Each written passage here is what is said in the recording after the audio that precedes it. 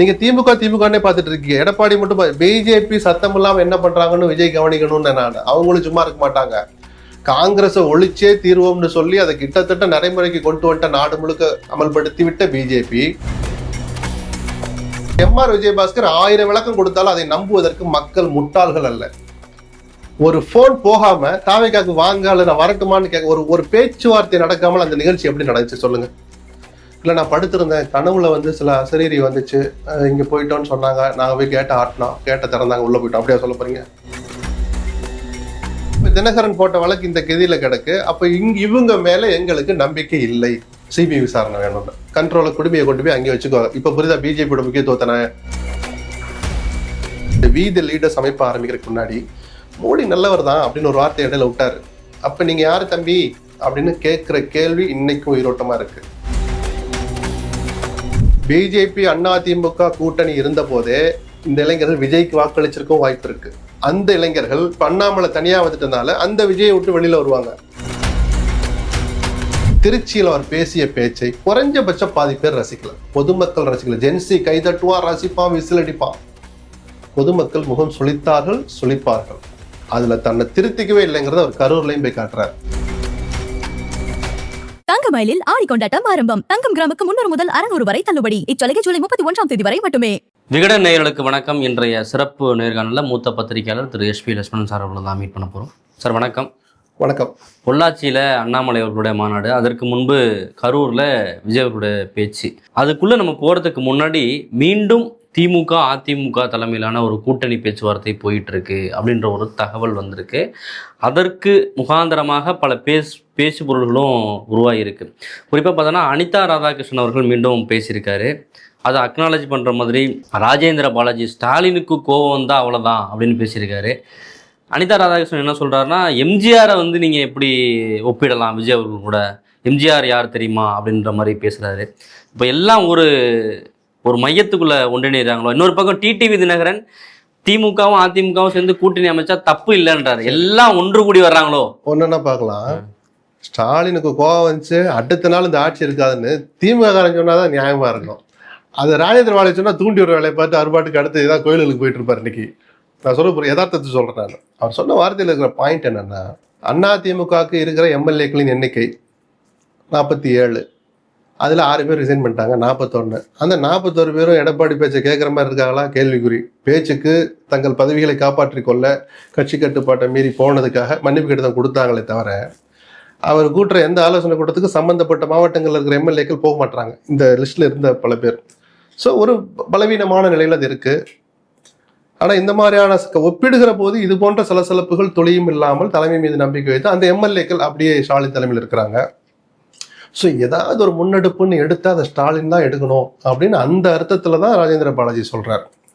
அனிதா ராதாகிருஷ்ணனை பொறுத்த வரைக்கும் ஒரு தனி மனித நியாயம் அவர்கிட்ட இருக்கு. நான் முன்ஜாமீன் மனு போட்டிருக்கிறேன், ஒருமையில உங்களை பேசுனேன், அதுக்கு இப்படி துரத்தி கைது பண்ற வழக்கே இல்லை, எஃப்ஐஆர் போடுற வழக்கே இல்லை, நீங்களே என்னை பேசிட்டு போங்க, அதை விட்டு முன்ஜாமீன் போட்டு அது தள்ளுபடியான அடுத்த 40 நிமிஷத்துல என்னை ஓடி கைது பண்றீங்களே அப்படின்னு அவர் பாதிப்புக்குள்ளானது மனசுல வச்சும் இந்த ஆட்சிக்கு எதிராக கருத்து சொன்னா நான் ஆச்சரியப்பட மாட்டேன்.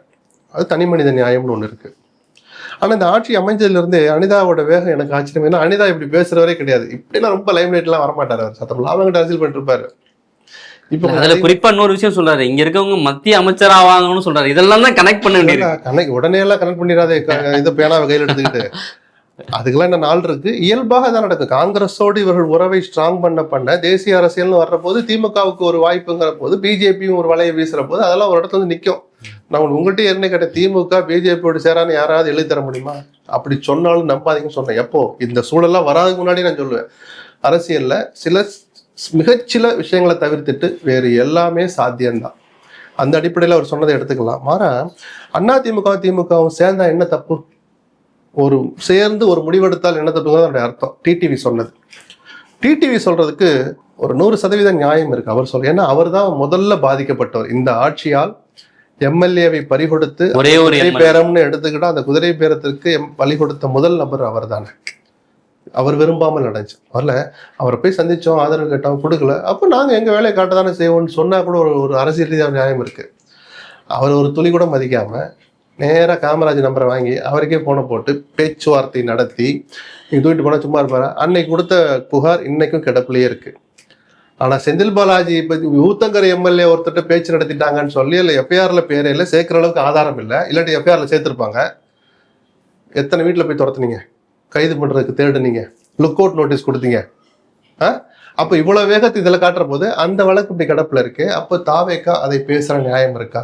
இல்லை. அப்போ நியாயமற்ற செயலை செய்கிற தாவேக்காவுக்கு பாடம் புகட்ட, அந்த தாவேக்காவுக்கு பாடம் புகட்ட திமுகவும் அது நியாயம் என்றால் அவருக்கு பாடம் புகட்ட திமுக அதிமுக சேர்ந்து ஒரு முடிவு எடுத்தால் அதுவும் நியாயம்தான் டிடிவி சொன்னார். ஆனா இவரும் தீய சக்தின்னு திமுக விமர்சிச்சிருக்காருல. அப்படியா? அப்ப விஜய் என்ன பேசினாரு? அரசியல் இதெல்லாம் பேசினா ஒரு காரியத்தை நடத்த முடியுமா? எடப்பாடிய தினகரன் பேசாத பேச்சா? அந்த தினகரன் எடப்பாடி பேசாத பேச்சா? 2 பேரும் சேர்ந்து ஒரு தேர்தலே நடத்தி முடிச்சிட்டாங்க. இன்னைக்கு விஜய்க்கு இவ்வளவு அரசியல் தெரிஞ்சா எங்களுக்கு எவ்வளவு தெரியும் அப்படிங்கறதுதான் அனிதா ராதாகிருஷ்ணன் பேசின பேச்சுல, ராஜேந்திர பாலாஜி பேசின பேச்சுல, தினகரன் பேசின பேச்சுல, இப்ப செல்லூர் ராஜு பேசிட்டு இருக்கிற பேச்சு வரைக்கும் நீங்க அப்படிதான் பார்க்கணுமே தவிர நாங்க என்ன வேணாலும் பண்ணுவோம், நீங்க எல்லாத்தையும் சாத்திட்டு பேசாம தான் இருக்கணும்னு சொன்னா அது நியாயமா?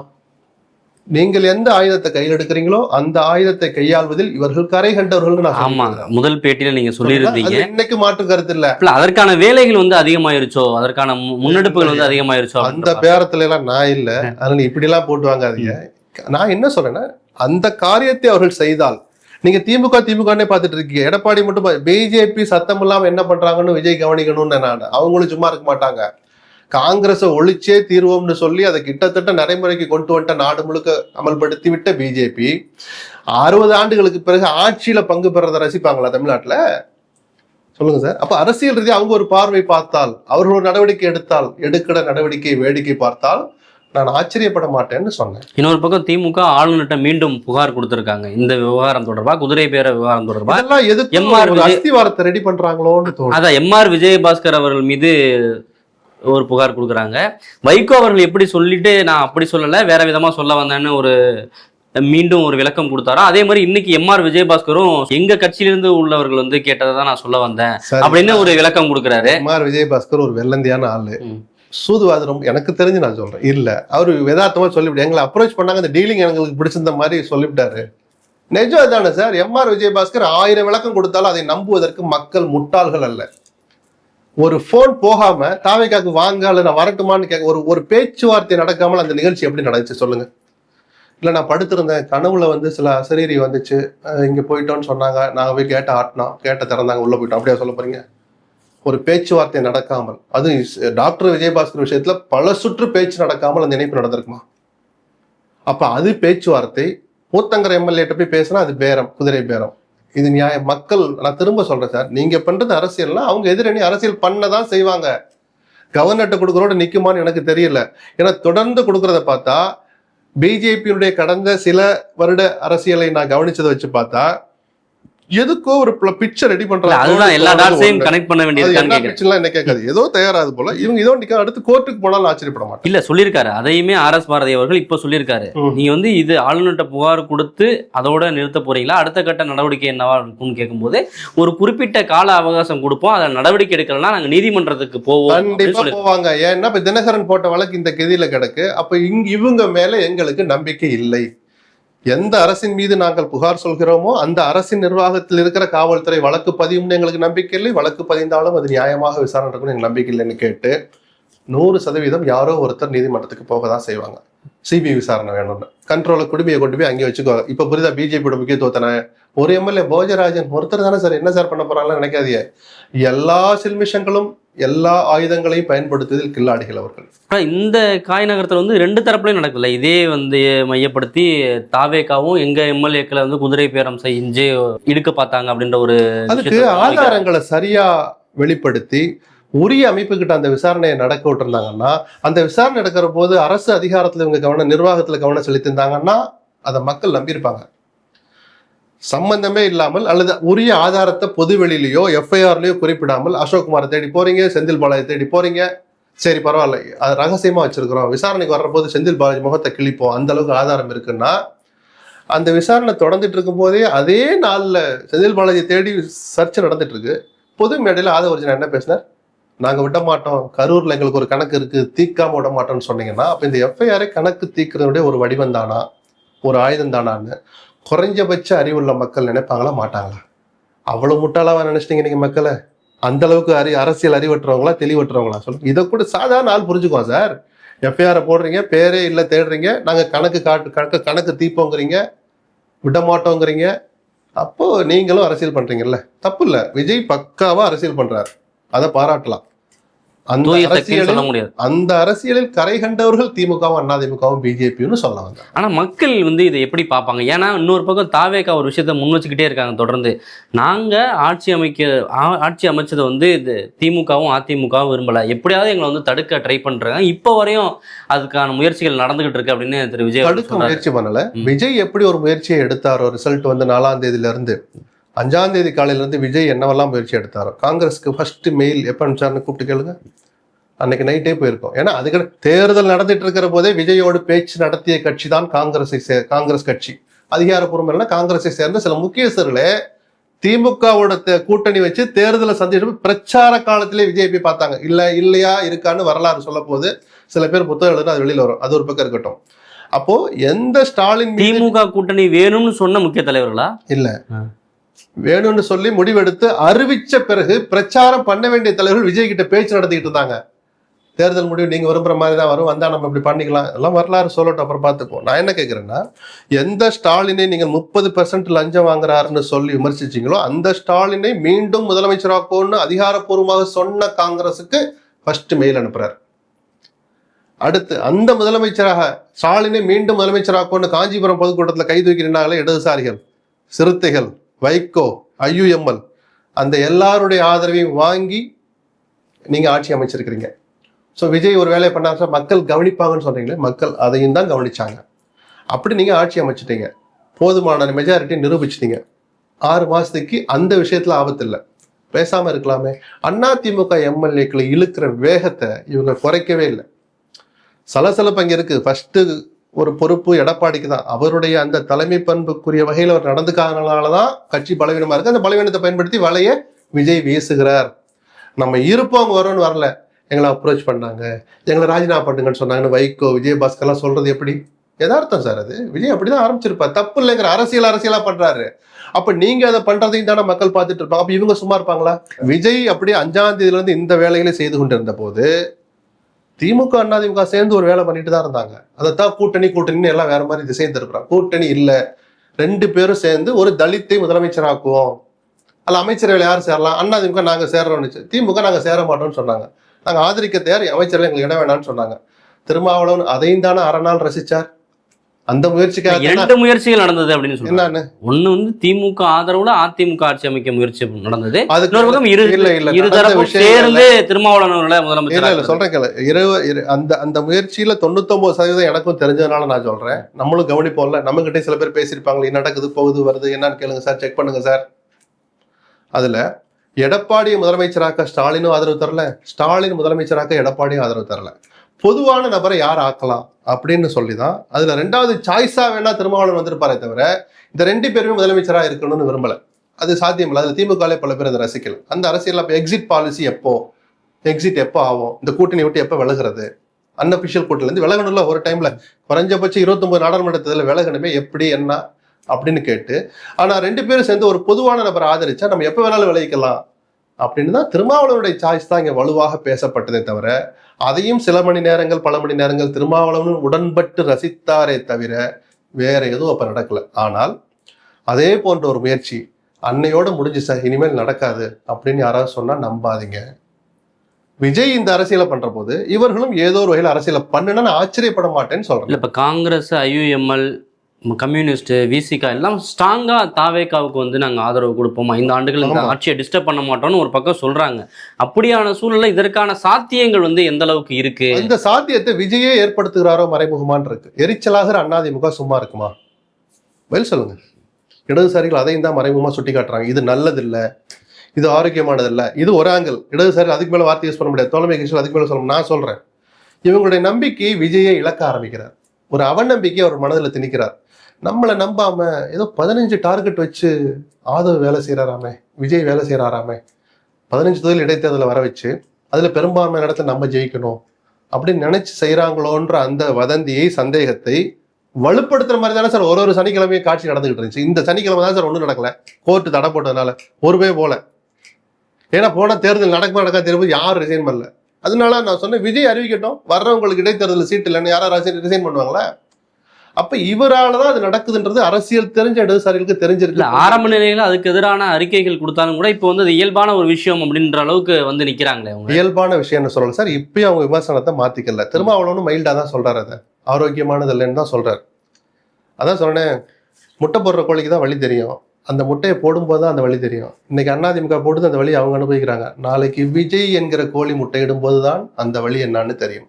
உங்களை நோக்கியும் அந்த ஆயுதம் பயன்படுத்தப்படுவதற்கான அரசியல் ரீதியான வாய்ப்பு இருக்கு. நீங்களும் கவனமா இருங்க. ஏன்னா மெஜாரிட்டி கிடைச்சிடுச்சு, ஆட்சியை நடத்துறதுல கவனம் செலுத்தணும் சார். ஆபத்து வந்தா பாத்துக்கலாம். நீங்க ஏற்கனவே ஆரம்பத்தில் சொன்னீங்க அதிமுக பலவீனமா இருக்கு, அப்படியான சூழல் தான் இருக்கு அப்படின்னு. அப்படியான சூழ்நிலையும் இதற்கான சாத்தியங்கள் இருக்கா? இன்னும் பலம் இழந்துகிட்டே போற இன்னும் நிறைய பேர் வர போறாங்கன்ற ஒரு கருத்தை முன்வைக்கும் போது இப்படியான திமுக இந்த முயற்சியை முன்னெடுக்கிறதுக்கான வாய்ப்புகள் இருக்குன்னு தெரியல. லண்டன்ல இருந்து ஒரு வந்துடட்டும், இன்னும் 2-3 நாள்ல வந்துருவாரு நினைக்கிறேன். ஸ்டாலின்ட்ட தான் கேட்கணும் அதை.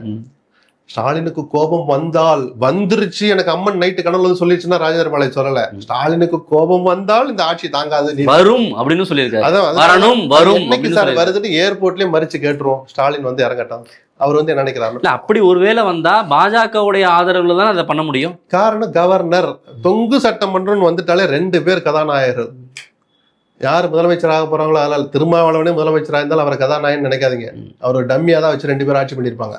யாரா இருந்தாலும் நான் சொல்றேன், நிஜமான கதாநாயகர்கள் தொங்கு சட்டமன்றம் காலங்கள்ல அந்த மாநிலங்கள் யார் தெரியுமா? ஒருத்தர் சபாநாயகர், இன்னொருத்தர் கவர்னர் தான். அதனாலதான் 2 பேருக்குமே பிரத்யேக உரிமைகள் இருக்கு. நான் யாரை கூப்பிட எனக்கு தெரியும். இந்த கட்சி தாவல் தடை சட்டம் பற்றிய மனு என்னுடைய ஆய்வில் இருக்கிறது அப்படின்ற வார்த்தையை கையில வச்சுக்கிட்டு மாச கணக்குல இழுக்கிற அதிகாரமும் உரிமையும் சபாநாயகருக்கு இருக்கு. அதனாலதான் மதுரைக்கு ஆய்வுக்கு போறாரு, இங்க மனு வாங்கி நாங்க அதிகாரம் வேற, அது அதை வச்சுக்கிட்டு தான் அதை பண்றாரு. இல்ல அதை நீங்க மிங்கிள் பண்ணிடாதீங்க. அரசியலமைப்பு சட்டம் கொடுத்திருக்கிற அதிகாரம் வேற, அந்த அரசியலமைப்பு சட்டத்திலேயே துளி கூட கொடுக்கப்படாத அதிகாரத்தை பயன்படுத்த நினைக்கிறது வேற. ஆர்.என். ரவி சில நேரங்களில் அதை முயற்சி பண்ணார், தப்புன்னு கண்டிச்சோம். வைகையில தண்ணி வரலைன்னா உங்க இலகுன மனசு கவலைப்படலாமே தவிர நான் மம்பட்டி எடுத்து வெட்டுறேன்னு கூட இறங்கலாம் கவர்னர். அவருடைய சொந்த காசுல பண்றதுக்கு தான் எந்த சட்ட தடையும் இல்லை. அரசாங்க கஜானால அது பில்லை போட்டு வாங்குறதுக்கு கவர்னருக்கு அதிகாரம் கிடையாது. ஒரு தனி மனிதர் 1/2 ஏக்கர் மம்பட்டி எடுத்து வெட்டலாம், தூர் வாரலாம், பொக்லைன் ஒரு வாடகை கொடுத்து பொக்லைன் எடுத்துட்டு போய் இந்த 1 கிலோமீட்டருக்கு நான் என் ட்ரஸ்ட் வச்சிருக்கிறேன், ட்ரஸ்டே இல்லை, என் அக்கௌண்ட்ல SBI அக்கௌண்ட்ல இவ்வளவு பணம் இருக்கு, 2 நாளைக்கு பொக்லைனை வாடகை கொடுங்கன்னு தூர் வாரலாம். யாரும் தடுக்க முடியாது. அரசாங்க பணத்தை எடுத்து செலவு பண்ணி அது ஒரு முடிவெடுத்து அமல்படுத்துகிற அதிகாரம் 1/2 ஏக்கருக்கு கவர்னருக்கு இல்லை இல்லை இல்லை. நம்பர் 1. 2வது, அவர் பண்ண சேட்டை வைகை ஆறு விஷயத்துல கூட அவர் இலகுன மனசுன்னு பாராட்டினேன். அதை தாண்டி அவர் எதுவும் எக்ஸ்ட்ரா செய்ய நினைக்கல, இன்னைக்கு வரைக்கும் செய்யல. ஒரு நாள் கேப் போட்டு 3ஆம் நாள் பொதுமக்களுக்கு ஏதாவது குறைகள் இருந்தால் லோக் பவனை அணுகும்னார்ல, அது பக்கா சேட்டை. தேர்ந்தெடுக்கப்பட்ட மாநில அரசின் மீது நேரடியாக தாக்குதல் நடத்தல் மாதிரிதான் அது. அவங்க நிர்வாகத்துல தலையிடுற மாதிரி தான். அதுக்கு கவர்னருக்கு அதிகாரமே கிடையாது. அது முட்டையில முடி பிடுங்குற வேலை தான். அதனால ஒரு பிரயோஜனம் இல்ல. மனுவை வாங்கி நீங்க என்ன சார் பண்ணுவீங்க? இவருக்கு அதிகாரம் இல்லைங்கிறது நல்லாவே தெரியும். சரி, ஆனா இந்த பிடியெல்லாம் இருக்கிறதுனாலதான் அப்படி ஆய்வு பண்றதோ இல்ல மனுக்கள் கேட்கறதோ அப்படியான முயற்சிகள் அவர் இல்ல இல்ல இல்ல. இது 2ஐயும் சம்பந்தப்படுத்தாதீங்க சார். இது நிஜமாகவே அரசியலமைப்பு சட்டப்படி கவர்னருக்கு வழங்கி இருக்கிற வாய்ப்புகளை பயன்படுத்தலாமா வேணாமா, எவ்வளவு பயன்படுத்துவது, யாருகிட்ட பயன்படுத்துங்கிறது அது அரசியலமைப்பு சட்ட ரீதியான உரிமை என்கிற பெயரில் கவர்னர்கள் செய்கிற சேஷ்டை, கவர்னர்கள் ஆற்றுகிற கடமை. 2 விதமா பார்க்கலாம். ஆனா எந்த இடத்துலயுமே அதிகாரம் இல்லாம ஆய்வு நடத்துறேன், அதிகாரிகளோட கூப்பிட்டு இன்ஸ்ட்ரக்ஷன் கொடுக்குறேன் அப்படின்னு சொல்றதுக்கெல்லாம் இங்க சட்டத்துல இடம் கிடையாது. இது 2ஐயும் இப்போ ஒப்பிடாதீங்க, எப்பயுமே ஒப்பிடாதீங்க. குதிரை பேரம் தொடர்பான வழக்கு இது அடுத்த கட்டமா என்ன நடக்கும்? வெறும் சட்டத்துப்படி மட்டுமே இந்த வழக்குகளுடைய அடுத்த கட்டங்கள் நகராது சார். அரசியல் ரீதியாகவும் சில விஷயங்கள் நடந்தால் நான் திரும்ப சொல்றேன், நான் ஆச்சரியப்பட மாட்டேன். அமைதியாக இருப்பார்கள் என்று நம்ப நான் தயாராக இல்லை. நானும் ஒரு 30 வருஷம் அரசியலை பார்க்குறேன். தொங்கு சட்டமன்றம் தமிழ்நாட்டுக்கு தான் புதுசு. பக்கத்து மாநிலங்கள் நடத்த சேட்டையில பாக்குறோம். அந்த நேரங்கள்ல அந்த மாநிலங்கள்ல பிஜேபி ஆடின ஆட்டத்தையும் நர்த்தனங்களையும் நம்ம பார்த்துட்டோம்.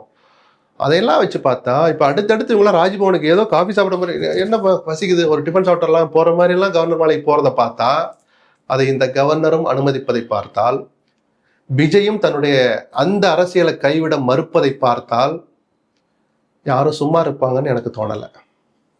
இன்னொரு பக்கம் தாவேக்கால சேர்ந்த அதிமுக முன்னாள் அமைச்சர் வைகை செல்வன் அதிமுகவுக்கான தேவை முடிவடைந்து விட்டது. இந்த வைகை செல்வனுக்கு அதிமுகவின் தேவை முடிந்து விட்டது. ஏன்னா அந்த அளவுக்கு வைகை செல்வன் காயப்படுத்தப்பட்டார், தள்ளி வைக்கப்பட்டார், புறக்கணிக்கப்பட்டார். அதனால அவருக்கான தேவை அதிமுக முடிந்து விட்டதே தவிர தமிழ்நாட்டுக்கு அதிமுக தேவை முடிஞ்சு விட்டுன்னு சொல்ற அளவுக்கு இன்னும் சூழல் வரல. வைகை செல்வனுடைய அந்த ஆதங்கத்தை புரிஞ்சுக்கிறேன், அதுல அவ்வளவு உண்மை இல்லை.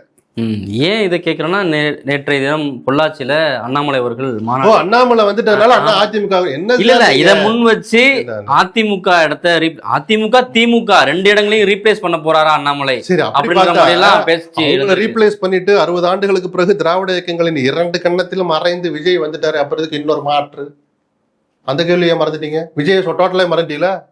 இவங்க இன்னும் அதுல இருந்து மேம்படுத்துவோம். ஜனநாயக நாட்டுல யாரு வேணாலும் வர்றதுக்கு வாய்ப்பு இருக்கு. இவர் கூட மாற்றுன்னு சொல்லிட்டு கேமராமேன் கூட நாளைக்கு ஒரு கட்சி ஆரம்பிக்கலாம். நாளைக்கு ஒரு கேமராமேன் சொல்ல தலைவர்னு சொல்லணும். ஜனநாயகம் அதை அனுமதிக்குது. நீங்க ஆரம்பிக்கலாம், நான் ஆரம்பிப்பேன். மக்கள் ஏத்துக்கிறாங்களா? நான் என்ன யோக்கியமா நடந்துக்கிறேன், எந்த அளவுக்கு உண்மை பேசுறேன், எந்த அளவுக்கு பொய் பேசாமல் இருக்கிறேன். எந்த அண்ணாமலை இன்னைக்கு கட்சி ஆரம்பிக்கிறார்? அவர் தலைவரான நாள் முதலாக நாள்தோறும் பொய் சொன்ன அண்ணாமலை, நாள்தோறும் தமிழ்நாட்டு மக்களுடைய உரிமைகள் பறிபோன போதெல்லாம் பிஜேபிக்கு வக்காலத்து வாங்கின அண்ணாமலை இன்னைக்கு கட்சி ஆரம்பிச்சிருக்காரு. ஆனால் இந்த அமைப்பை தொடங்குறதுக்கு முன்னாடி, கட்சி இன்னும் ஆரம்பிக்கல, அமைப்பை தொடங்குறதுக்கு முன்னாடி ஒரு வார்த்தை சொன்னார். தேசிய கட்சிகள் பிஜேபி உட்பட தமிழ்நாட்டு மக்களின் உணர்வுகளை மதிக்கலைன்னு சொன்னார். நிஜமான நிஜம். இதைத்தானங்க நாங்க கண்ணை வலிக்க இத்தனை வருஷம் பேசிட்டு இருந்தோம். அப்ப நீங்க பதவியில இருந்தா அதெல்லாம் நியாயப்படுத்துவீங்க, ஹைட்ரோ கார்பனுக்கு அனுமதி கொடுப்பீங்க, கொடுக்குற மாதிரி கொடுத்துருவீங்க. அப்புறம் அண்ணாமலை கேட்டுக்கொண்டதற்கு என்னங்க, தமிழ்நாடு பிஜேபியின் கோரிக்கையை ஏற்று அந்த ஹைட்ரோ கார்பன் திட்டத்தை ரத்து பண்றோம், அங்க டங்ஸ்டன் திட்டத்தை ரத்து பண்றோம்னு இந்த நடிப்பு நாடகங்களுக்கு துணை போனவர் தான் அண்ணாமலை. அவருக்கு வேற வழி இல்லை. அந்த கட்சியோட தலைவராக இருக்கிறவர் அந்த கட்சி ஆளுகிற அரசு எடுக்கிற முடிவை டிபெண்ட் பண்ணி தான் ஆகணும். வெளியே வந்த பிறகு ஒரு சில ஞானோதயங்கள் வந்திருக்கு. இனிமேலும் அண்ணாமலை குறைஞ்சபட்ச நியாயத்தோடு நடந்துக்கிறான்னு முதல்ல பார்க்கணும். பொய் பேசுறத குறைச்சிருக்கிறாரான்னு பார்க்கணும். இந்த மாற்று விஜயோட நிக்கல, மேலும் பல மாற்று தேவைப்படுது. அந்த அடுத்த லிஸ்ட்ல ஆளா நான் வந்திருக்கேங்கிறத நியாயப்படுத்தி அதற்கேற்ற மாதிரி அவர் என்ன நடந்துக்கிறார், எப்படி பேசுறாருன்றதை நம்ம பொறுத்திருந்து பார்க்கணும். இதையெல்லாம் தன்னுடைய நிலைப்பாடுகளை மாத்திக்கிட்டு தமிழ்நாட்டு மக்கள் மேல அந்த உரிமைகளை பாதுகாக்கணுங்கிற அந்த விஷயத்துல ஒரு அக்கறை செலுத்தினாருன்னா அண்ணாமலைக்கும் எதிர்காலம் உண்டு. மற்றபடி மாற்று விஜயோட நின்றுட்டு சார், அண்ணாமலையோட நின்றுட்டு சார்னு நீங்க சொல்ல வேண்டாம். அண்ணாமலையே வந்துட்டார் சார், அதிமுக அவ்வளவுதான் சார் அப்படின்னு சம்பந்தம் இல்லாம முடிச்சு 2031 நமக்கான காலம் அப்படின்னு பேசியிருக்காரு. 29ல நீங்க என்ன பண்ண போறீங்க? ஏன்னா ஏற்கனவே உங்க மேல சந்தேகம் இருக்கு. யாரோ அனுப்பிதாண்டா வந்திருக்கா அப்படின்ற மாதிரி கிராமங்கள்ல பேசுகிற அளவுக்கு சாதாரண அரசியல் புரிஞ்சவங்க கூட, குறைஞ்சபட்ச அரசியல் புரிஞ்சவங்க கூட, நீங்கள் இந்த எக்ஸிட் ஆன விதம் இருக்குல்ல பிஜேபி விட்டு, அது அன்யூஷுவலா இருந்தது. அதற்கான விளக்கம் நேற்று கொடுத்திருக்காரு. என்னன்னு, நான் என்ன அப்படி கரடு முரடா சத்தம் போட்டு ஆச்சா போய் கெட்ட வார்த்தையில சொல்லிட்டு அறிக்கை விட்டோம், ரைட்டு. ஆனால் இவ்வளவு தூரம் உட்கார வச்சு பதுசா அனுப்பி வச்ச வேலையும் பிஜேபி பண்ணல. உங்களுடைய பெருந்தன்மை வேணா நாங்க பாராட்ட தயார். பிஜேபி இப்படி யாரையும் கௌரவமா அனுப்பிச்சது இல்லையே அப்படின்னு ஒரு சந்தேகம் இருக்குன்னு தான் சொன்னேன். அண்ணாமலை நம்பாதீங்கன்னு நான் சொல்லலை. அந்த சந்தேக நிழலிலிருந்து வெளியில் வர வேண்டியது அண்ணாமலையுடைய முதல் கடமை. அந்த சந்தேகம் தொடராத அளவுக்கு நீங்க தொடர்ந்து நடக்கிறீங்களான்னு பார்க்கணும். ஏன்னா அந்த வி தி லீடர்ஸ் அமைப்பு ஆரம்பிக்கிறதுக்கு முன்னாடி மோடி நல்லவர் தான் அப்படின்னு ஒரு வார்த்தை இடையில விட்டாரு. அப்ப நீங்க யாரு தம்பி அப்படின்னு கேட்கிற கேள்வி இன்னைக்கும் உயிரோட்டமா இருக்கு. பிஜேபி எதிர்க்கணும்னு நம்ம சொல்லல, ஆதரிச்சா வெளிப்படையா ஆதரிக்கணும், எதிர்த்தா இதய சுத்தியோடு அதை எதிர்க்கணும். அப்படிதான் ஒரு தேசியவாதி அப்படின்ற ஒரு கருத்தை முன்வைக்கிறாரு. சாதி மதங்களை கடந்து எங்களுடைய இயக்கம் வந்து ரொம்ப அற்புதமான கருத்து. நிஜமான சமூக நீதியை நோக்கி நான் பயணிப்பேன்னு சொல்றேன். அதுவும் வரவேற்க வேண்டிய கருத்து. 29 உங்களுடைய நிலைப்பாடு என்னன்னு இப்பவே சொல்லணும்னு நான் கேட்கல. அது வந்து அவ்வளவு நேர்மையான ஒரு கேள்வியா இருக்காது இப்ப எழுப்புனா. ஆனா 29ன்னு ஒண்ணு இருக்கு. அதுல நாடாளுமன்ற தேர்தல் ஒண்ணு மிக நிச்சயமா வரப்போகுது. ஒரே நாடு ஒரே தேர்தல் கொள்கை அமலுக்கு வரலைன்னா, திட்டம் அமலுக்கு வரலைன்னா, நடக்க போற முதல் தேர்தல் நாடாளுமன்ற தேர்தல் தான். அதுல அண்ணாவோட நிலைப்பாடு என்னன்னு சொல்லணும். அவர் இங்க பம்மி பதுங்கி ஒரு இந்த பூசி மொழிகை எல்லாம் கருத்து சொன்னாருன்னா ரொம்ப சீக்கிரம் அண்ணாமலை அம்பலப்படுவார். நான் இப்பவும் சொல்றேன், மோடி ஆதரிச்சா தப்பு இல்லை, அது அவருடைய உரிமை. காங்கிரஸ் ஆதரிச்சா தப்புல அவருடைய உரிமை. 2 பேரும் சரியில்லைன்னு நேர்மையா கருத்தை முன் வச்சு நான் நல்லவர் ஒருத்தர பிரதமராக துணை போவேன்னு சொன்னா அதையும் ஏற்க மக்கள் தயாரிப்ப. எதுவா இருந்தாலும் வெளிப்படை தன்மையை காட்ட வேண்டிய கட்டாயமும் நெருக்கடியும் அண்ணாமலைக்கு 29லயே வந்துருது. அது முடியட்டும், அப்புறம் 31ல அவர் இலக்கு வைக்கட்டும். இன்னொரு பக்கம் ஒரு தாவேக அரசையும் விமர்சிக்கல. அவங்க தடுமாறி இப்பதான் வந்து முதல் முறை எம்எல்ஏ ஆயிருக்காங்க. 6 மாசம் டைம் கொடுத்த போது அண்ணாமலை 1 வருஷம் டைம் கொடுக்கிறார். அந்த 1 வருஷம் டைம் கொடுக்கறது வாக்குறுதிகளை நிறைவேற்ற, அரசு நிர்வாகத்தை தெரிந்து கொள்ள, நீண்டகால பிரச்சனைகளில் ஒரு புரிதலுக்கு வர்றதுக்கு தான் அந்த கால அவகாசம். நேற்று ஒரு பிள்ளைய கையை பிடிச்சி எடுத்துட்டாங்க. அப்புறம் 4 நாள் கழிச்சு அங்கே ஒரு பிள்ளைய 4 பேர் சேர்ந்துக்க எடுத்துட்டாங்க. அதை பற்றி வாயே திறக்கக்கூடாது, இன்னும் 180 நாள் ஆகலை அப்படின்னு சொன்னால் அது யோக்கியமான கருத்தா? அன்றாட நிகழ்வுகள், சட்டம் ஒழுங்கை பாதிக்கிற நிகழ்வுகள், அரசு எடுக்கிற தவறான முடிவுகளை அன்னன்னைக்கு தான் சார் சுட்டி காட்ட முடியும். அதுக்கு கால அவகாசம் இல்லை. முதல்ல இதை எல்லாரும் புரிஞ்சுக்கணும். விஜய்க்கு கால அவகாசம் கொடுக்கணும்னு சொன்னது அவர் நிர்வாகத்தை புரிஞ்சுக்கிறதுக்கு தான். டெய்லி நடக்கிற தவறுகளை வேடிக்கை பார்த்தாலோ இல்லை நடவடிக்கை எடுக்கிற வேகம் பத்தலைனாலோ அவ்வப்போது சுட்டி காட்டுறது எதிர்கட்சிகளின் கடமை, அண்ணாமலையின் கடமையும் கூட. திரு அண்ணாமலை அவருடைய பாலிடிக்ஸ் வந்து எதை மையப்படுத்தி தான் இருக்க போகுது? ஏன்னா இன்னொரு பக்கம் திராவிட கட்சிகள் வந்து இருக்கிறாங்க, டிஎம்கே வெர்சஸ் டிவிகேன்னு ஒரு அரசியல் சூழல் இருக்கு. அதிமுகவுடைய தேர்தல் முடிவுகள் அப்படி இருக்கு. அதிமுகவுடைய எதிர்காலம் என்ன அப்படின்ற ஒரு கேள்வியும் முன்வைக்கப்படுது. இப்படியான சூழல்ல அண்ணாமலை அவர்கள் என்ட்ரி ஆகிறது, அவர் பக்கம் இளைஞர்கள் வந்து அணிதிரள்றது அப்படிங்கிற ஒரு விஷயத்தை பார்க்க முடியுது. அவருடைய அரசியல் வந்து எதை மையப்படுத்தி இருக்க போகுது அப்படின்றது. அவர் பின்னாடி திரள்றதுல நான் ஆச்சரியப்படலை. ஏன்னா அண்ணாமலை தமிழ்நாடு பிஜேபி தலைவராக இருந்த போது பிஜேபியின் கொள்கைகள் பிடித்தோ மோடி அமித்ஷாவை ஆதர்ச புருஷராக நினைச்சோ அந்த இளைஞர்கள் போகல. அண்ணாமலைக்காக போனாங்க. கவுண்டர்கள் சமுதாய ரீதியா இளைஞர்கள் அங்கே போய் சேர்ந்தாங்க. தப்பு இல்லை, அரசியல் அப்படி ஆயிடுச்சு. அந்த அண்ணாமலை அந்த பிஜேபி விட்டு வெளியே வர்ற போது மிக நிச்சயமாக அந்த இளைஞர்கள் வெளியில வரதான் செய்வாங்க. அண்ணாமலை எந்த முடிவு எடுத்தாலும் ஆதரிக்க தயாரா இருப்பாங்க. அந்த இளைஞர்கள் பிஜேபி அதிமுக கூட்டணி இருந்த போதே இந்த இளைஞர்கள் விஜய்க்கு வாக்களிச்சிருக்கும் வாய்ப்பு இருக்கு. அந்த இளைஞர்கள் இப்ப அண்ணாமலை தனியா வந்துட்டனால அந்த விஜயை விட்டு வெளியில வருவாங்க. சரிதானா? சரியான மாற்று இல்லைன்னு தானே சார் எல்லாரும் இங்க போனாங்க. சரியான மாற்று இல்லைன்னு தானே சார் 8.5% ஓட்டு போட்டாங்க. சீமான ஒரு மாற்றா நினைச்சு கட்சிக்கு அங்கீகாரமே கொடுத்தாங்கல்ல. அந்த அங்கீகாரத்துக்காக வாங்கிய வாக்குகள் இந்த தேர்தலில் விஜய் வந்த பிறகு பாதியா குறைஞ்சா? நான் சொன்னேன்னா 4%. இளைஞர்கள் யாரெல்லாம் வச்சிருக்காங்களோ பாதிப்பு இருக்குன்னு நான் எத்தனை பேட்டி கொடுத்துருப்பேன். நான் தத்துவத்தையா சொன்னேன், ரகசியத்தை சொன்னேன், யதார்த்தத்தை சொன்னேன். திருமாவளவனுக்கும் பாதிப்பு வந்திருக்கும். ஏன்னா தனியா எடுத்து நிரூபிக்கிறதுக்கு தனியா நிக்கல, கூட்டணிங்கிற போது 10-11 போயிடுச்சு. சீமான் ஆதாரபூர்வமா மாட்டிக்கிட்டாருன்னு சொல்ல மாட்டேன், ஆதாரபூர்வமா அவர் கௌரவமா ஆமாப்பா என் ஓட்டு குறைஞ்சிடுச்சுன்னு தான் அவருன்னு சொல்லிதான் அந்த தகுதி அவருக்கு இருக்கு. என் ஓட்டு இவ்வளவுதான் சொல்ற தகுதி சீமானுக்கு மட்டும்தான் இருந்தது, வேற யாருக்கும் இல்லையே. விஜய்க்கு இருந்தது ஓரளவுக்கு. ஏன்னா கிட்டத்தட்ட அவர் தனியாக தான் நின்னார். சொல்லப்படுங்களா? ஸோ இளைஞர் பட்டாளத்தை யாரெல்லாம் வச்சிருந்தாங்களோ எல்லோருக்குமே பாதிப்பு இருந்தது. இன்னொரு மாற்றாக சீமான் இருக்கிற போதும் இன்னொரு மாற்று அண்ணாமலை வருகிற போது தாவேக்காவுக்கும் அது பாதிப்பு ஏற்படுத்தும். இந்த 1.25 கோடி பேர் தொடர்ந்து தாவேக்காவுக்கு ஓட்டு போடுவாங்க நீங்க எதிர்பார்க்க முடியும். என்ன சொல்ல வர்றாங்கன்னா, திமுகவும் அதிமுகவும் பொலிட்டிக்கல் ஸ்பேஸ்ல இருந்து வெளில போறாங்க, அதை வந்து ரீப்ளேஸ் பண்றதுக்காக அண்ணாமலை வர்றாரு. பொலிட்டிக்கல் ஸ்பேஸ்ல இருந்தே வெளியே போனா எப்படி சார் 126 இடங்கள்ல அவங்க ஜெயிப்பாங்க? இல்ல, தேர்தல் முடிவுகள் ஓகே. இதற்கு பிறகு இருங்க சார். சரி, அதற்கு பிறகு எதை வச்சு சார் திமுக அதிமுகவும் இந்த ஸ்பேஸை விட்டு வெளியே போயிட்டாங்க? இல்ல, திமுக செய்யக்கூடிய அதே அரசியலை தான் தாவேக்காவும் செய்யுது அப்படின்ற ஒரு கருத்தை. அந்த அயோக்கியத்தனத்தை இவரும் பண்ணனால இந்த அயோக்கியத்தனமே போதுன்னு மக்கள் முடிவு எடுப்பாங்க. அப்படி இல்லை சார். அவங்க பண்றது பக்கா அரசியல். அந்த பக்கா அரசியல் விஜயும் செய்யறாருன்னு நானும் சொன்னேனே. அதுக்காக அவருடைய தேவை முடிஞ்சிடுச்சுன்னு எப்படி கணக்கெடுப்பீங்க? அதிமுக பலவீனப்பட்டிருக்குன்னு சொல்லுங்க, நான் ஏத்துக்கிறேன். அதிமுக தேவை முடிஞ்சிடுச்சுன்னு தனிப்பட்ட வைகை செல்வன் சொல்றதுக்காக அந்த அதிமுக தேவை முடிஞ்சிடுச்சுன்னு எப்படி எடுத்துப்பீங்க? அது காலியா இருந்தா, அடித்து துடைத்து துப்புரவாக தெரியப்பட்டிருந்தால் 47 இடம் எப்படி ஜெயிக்கிறாங்க? சார், தேர்தல் முடிவு வச்சா சார் இதை பேச முடியும். அடுத்து பேசுறதுக்கு ஆதாரம் இல்லை நம்ம கிட்ட. அந்த கட்சியோட இது செல்வாக்கு முடிஞ்சிடுச்சு சார், அண்ணாமலைக்கு செல்வாக்கு வந்துருச்சு சார். இந்த 1.25 கோடி பேர் தொடர்ந்து விஜய்க்கு தான் ஓட்டு போடுவாங்க என்ன நிச்சயம்? ராஜநாயகம் எடுத்த சர்வே உங்கள்கிட்ட சொன்னா, ஒரு மாசத்துல ஒரு சர்வே எடுத்தார் தேர்தல் முடிஞ்சு. எந்த ராஜநாயகம்? லயோலா கல்லூரியில பேராசிரியா இருந்தவர், விஜய் படித்த லயோலா கல்லூரி பேராசிரியா இருந்தவர். கருத்து கணிப்பில் எனக்கு முழு நம்பிக்கை கிடையாது, ஆனால் அதுல சொல்ற உணர்வுகளை நம்ம எடுத்துக்கலாம். ஒரு லைன் ரீடிங் படிக்கலாம்னு நான் சொல்லுவேன் எப்பயுமே. கடந்த தேர்தலில் விஜய்க்கு வாக்களிச்ச 100 பேர்ல 28 பேர் நாங்க அவசரப்பட்டுட்டோமோ, தப்பா முடிவெடுத்துட்டோமோன்னு சொல்லியிருக்காங்க. 28 பேர் விடுங்க, 2.8, வெறும் 3 பேர் சொல்லியிருந்தா கூட விஜய் தன்னை சுய பரிசோதனை பண்ணணும். 30 நாள் 35 நாளே நம்ம என்ன தப்பு பண்ணிட்டோம், என்ன செய்ய தவறணும்? புரியுதுங்களா சொல்றது? ஸோ 1.25 கோடி வாங்கிட்டா சார், விஜய் தான் சார் நம்பர் 1 காலத்துக்கு அப்படிலாம் நீங்க சொன்னீங்கன்னா நீங்களே இன்னும் அரசியலை புரிஞ்சுக்கலன்னு அர்த்தம். புரியுதுங்களா? அந்த தேர்தலில் ஒரு நல்ல மாற்றா விஜயை தேர்ந்தெடுத்தாங்க. தமிழக வெற்றி கழகம்னு கட்சி பேரை கூட முழுசா சொல்ல தெரியாதவங்க கூட, அதை பத்தி துளி கூட கவலைப்படாதவங்க கூட விசில் விஜய்னு 2 விஷயத்த மனசுல வச்சு போய் ஓட்டு போட்டாங்க, வந்துட்டார். 1.25 கோடி நமக்கு வந்துருச்சு, இதுதான் வாக்கு வங்கி அப்படின்னு எல்லா கட்சிகளுக்கும் சொல்ற வார்த்தையை நம்மளால விஜய்க்கு சொல்ல முடியாது. ஏன்னா உங்களுக்கும் தெரியும், பல பேருக்கு தெரியும்.